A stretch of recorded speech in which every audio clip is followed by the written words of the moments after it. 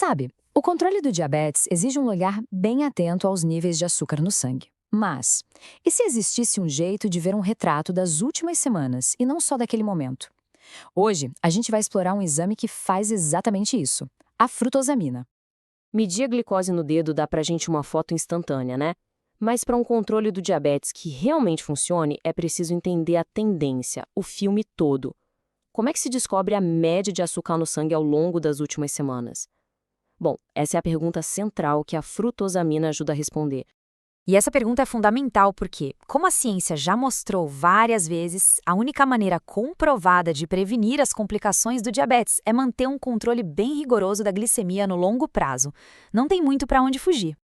É isso, uma única medição é como uma foto, um frame, mas ela não mostra o filme completo. Para entender de verdade o controle metabólico de uma pessoa, é preciso ter uma visão mais ampla, que vá além daquele momento específico.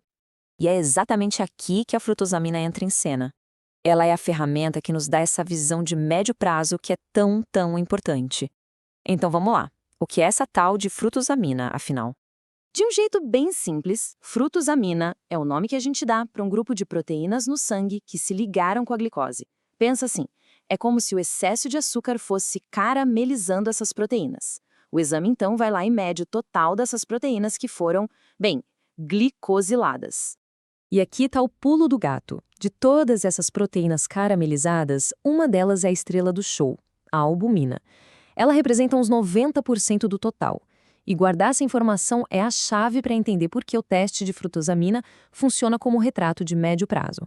Ok, sabendo que a albumina é a protagonista, agora a gente consegue entender o período de tempo específico que esse exame revela.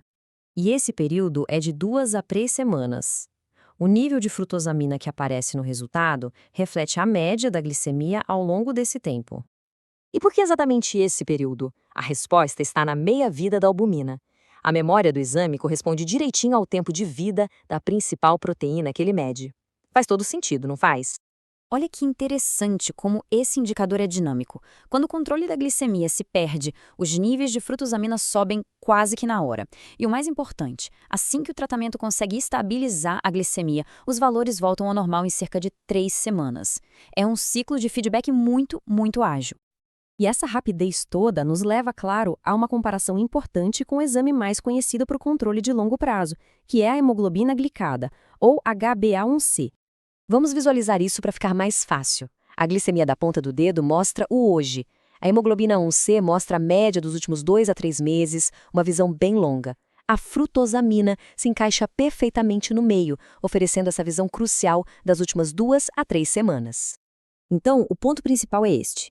Enquanto a hemoglobina A1c mede a glicose que se ligou à hemoglobina, refletindo um período mais longo, a frutosamina foca na albumina.